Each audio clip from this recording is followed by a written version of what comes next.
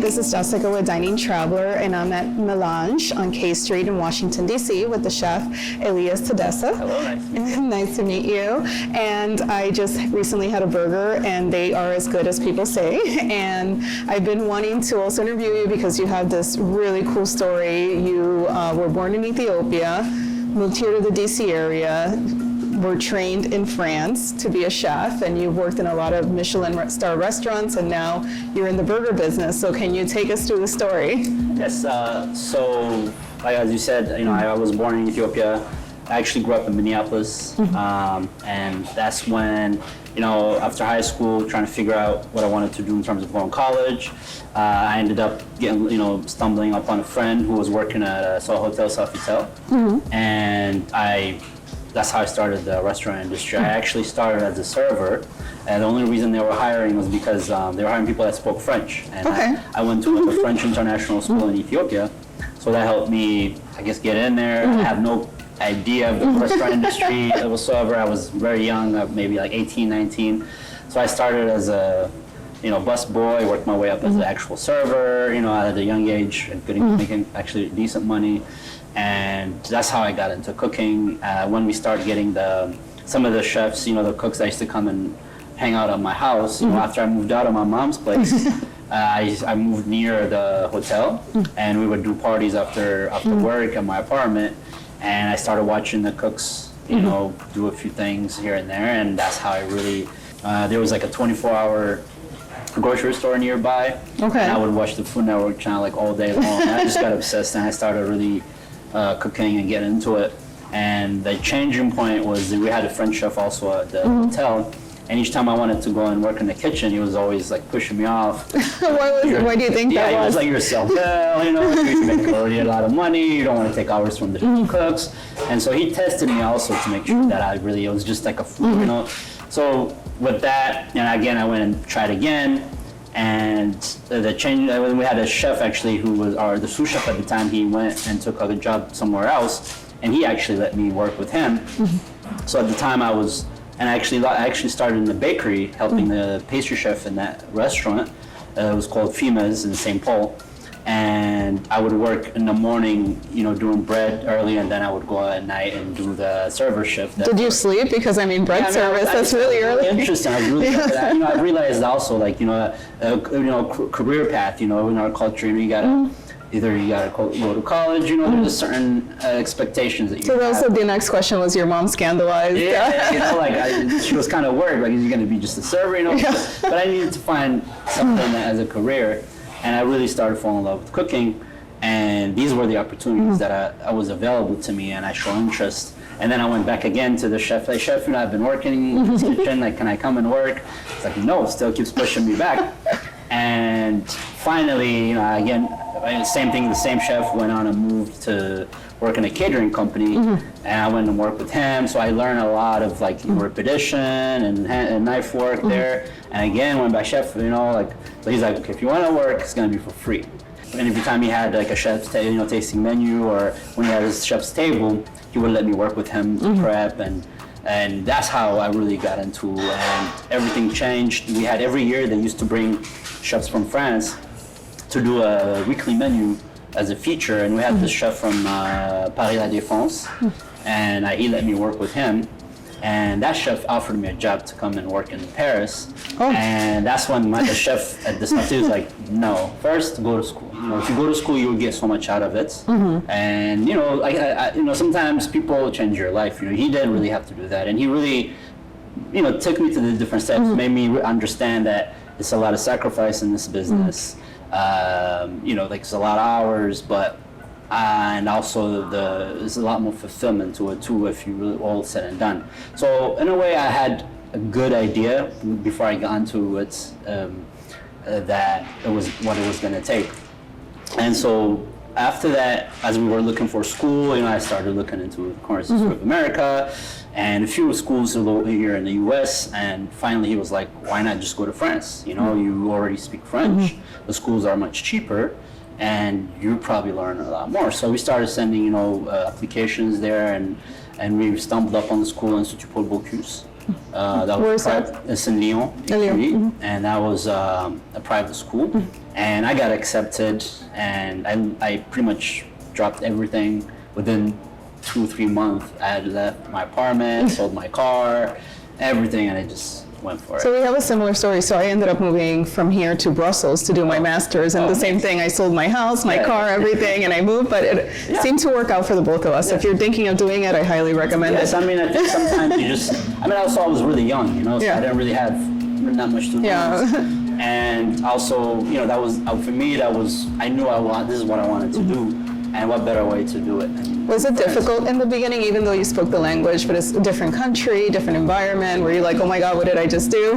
Yeah, I think for me it was not as difficult because I also moved as a young kid. You know, when I came here when I was actually 9 years old. Okay. I adapted here, and then after when I turned 13, I went back to Ethiopia. Oh, okay. And to come back again to Maryland, to move back to Minneapolis. So, in a way, I've always kind of, you know, was kind of almost trained to adapt to these situations. So when I went to France, it was not as hard. Like you said, the actual integration of the school, the writing level and whatnot was a little harder, obviously, because I left out of like, you know, middle school writing level. But the cool thing with the school is there were over 35 different nationalities in the school, and a lot of people from Mexico, you know, Chile. So it was a very diverse school. So not only, you know, I learned about at that young age, just about not culinary as well, about culture of different people. So it was a great opportunity in that respect. So that was, that's kind of how I got into cooking. And what made you open up your own place here in DC in a pandemic? So I think the transition to DC and the burger concept really came, you know, like you said, after school, I went to New York. I worked my way up in different restaurants. You know, first restaurant was Ducasse. It was a 2 Michelin restaurant. That's really where I learned the pace of New York. You know, I came straight really just still with my school box. You know, like I was young, and the guys, you know, they've had some experience. And then after that, I was lucky to work with Chef Elias. Same thing. That's where I learned a lot of the molecular cuisine, and that's actually where I would say I turned more of a chef caliber at Corton. And so after all these different experiences, to then, you know, a few corporate gigs at Citibank, and then I ended up taking over as an executive chef at Caviar Russe, is where I actually earned a star and maintained the star for the restaurant.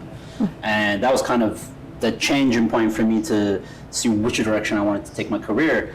And doing those hours and all those sacrifices, all these years from leaving home at such a young age and just constantly doing these hours from time and time again with nonstop.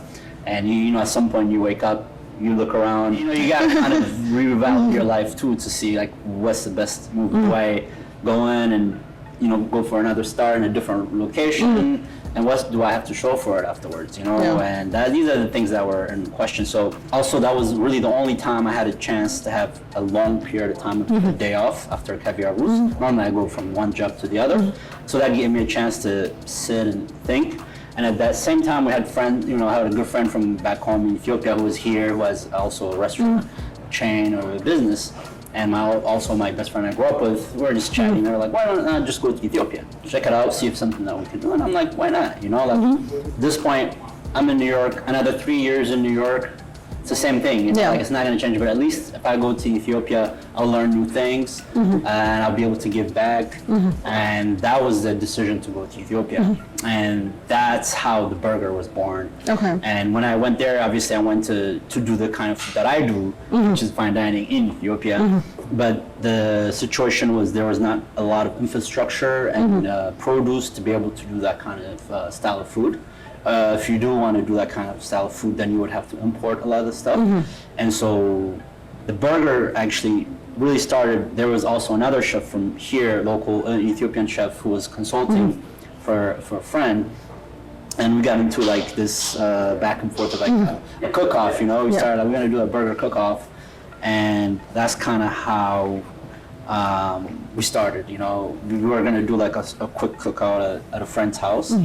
And that led to us they made it like into something really huge, where they had like 14 judges and yeah. So like in the beginning we were gonna just go among friends, and then next thing and also for the guy, he wanted to, I don't know if he wanted to promote for himself, and at the same time, I was consulting for a hotel, so she was like, why not do it at the hotel? Yeah, so it turned into some. And so then him and I were going back. He was, some of the things were like, you cook for the 1%. What do you know about burgers? That was his angle. I'm like, I know a lot about food. I know how all the animal part works. So I did a quick research and went to like the butcher shop, because we don't really have like the formal different cuts of style of meat. So I went and printed like a diagram of cattle, and I showed them I want this part of the cat. And this is like an Addis Ababa. Yeah, and that's how the burger concept was born. So once we did that competition, it was literally like 14 judges, 13 to 1, just like crushed them. And that's when I decided, I was like, you know what, the burger concept would work really well. And as I was gonna source for myself through the burgers, I was working my way up to the different chains and implement these things locally. Help the people that already are in the business, help them implement quality style of beef. So that was the idea. It was a long, very huge project, and I was partnered with my best friend with that, and we were gonna embark on it. So forward to DC, because I had left New York and he lives here. That's how I ended up in DC. In the midst of all this work, the project in Ethiopia just fell apart, but the burger concept here started working, And speaking of your burgers, because they're so good, and but they have a je ne sais quoi, no pun intended. And I see that you guys have like a lot of the Ethiopian spices. So how do you bring together those Ethiopian flavors? And also beyond the burgers, here you guys have like a keto box and chicken sandwiches. Yeah. So how do you incorporate those Ethiopian spices? And for those who don't live in the DC area, DC has the largest Ethiopian population outside of Ethiopia. So how do you incorporate those spices into food that is considered American, but you have that unique? So also, the journey of me trying to get into when I got up to cook the style of food that I wanted to do, and the reason why I started with the burgers and for the last 3 years was to be independent, to be able to cook what I wanted to cook, And now who would be any investor, you would go and you tell them, I want to make French Ethiopian food. Yeah. They wouldn't even know where to start, So that was something I really always wanted to do, is implement pretty much my culture where I grew up from, the flavors that I grew up with, and also utilize all the techniques, all this time, all this sacrifice that I've spent in this cuisine. The burgers was kind of my way of freedom to be able to have more control of what I wanted to do, and then eventually it was getting into these style of cuisine. And so when we incorporate the dorowat or the bayanatu, that came when the pandemic happened, because we had to expand our menu besides the burgers, because ultimately before the pitch was for a sit-down restaurant. Circumstances we opened in September, so our advantage for people who open, we were able to gauge, You're emotionally prepared to what's coming. And also, a lot of people ask me why I opened then, because also, I always give myself a certain time to be able to, the 3 years was to have a business history. So regardless if it was here or anywhere else, we were ready to launch.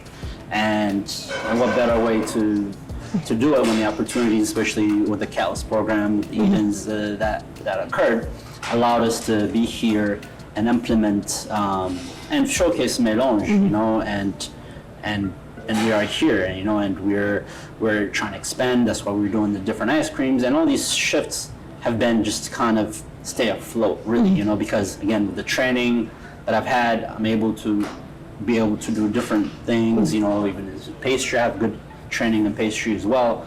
Is that how you got, because there's also really delicious ice cream here. Yes. I actually, when I ordered it, the last one that was left was a coffee cardamom, but it was mind-blowing. It was so good. And again, these are, it's just the training, it's the time that we put into, when you work the kind of kitchens that we worked, were working 16-hour days, sometimes 6 days a week, from the places, the journeys that you create, and these recipes you pick up along the way. And then ultimately, you find your own style, and that style being for me, in a way, is telling the story where I'm from, you know, and this is, food is an emotional, very memory-driven things, you know, like, and when we talk about my burgers, for example, you know, they're very classic American burgers, you know, like the classic is a take on like your classic American burger with American cheese. The twist is, you know, certain techniques I picked up, the brown butter aioli, it's a aioli that we were doing for filling in my first internship I was doing in the south of France. Okay. The pickled red onions we used to do for a lamb dish when I was at Adour, the St. Regis. So, but these things in a classic format, they work as a burger, you know, because you have the buttery flavor. So that's, and then obviously the double decker is straight up take on a Big Mac. Because when I came here to this country as a young kid, and when I went to McDonald's, these are the memories that I have. Yeah, it's like nostalgia. Like, you know, and so that's kind of how, at least my style, not necessarily like this my style of cooking, but these are kind of what I look for, those memory clips. And there's like different levels of nostalgia because you have Ethiopia, you have France, you have Minneapolis, you have New York. Exactly. You know, it's kind of, so if you were to say Mélange, actually also works really well with the name, with the concept, the name Mélange is really that. You know, it really represents who I am and what I've been doing so far and what I really am trying to relay into the cuisine that I like to do or that I'm trying to do. Right? Thank you so much. And this is Chef Elias Taddesse with Mélange here in K Street in Washington, D.C. So make sure if you're in the city, come and check them out. All right. Bye. Thank you so much.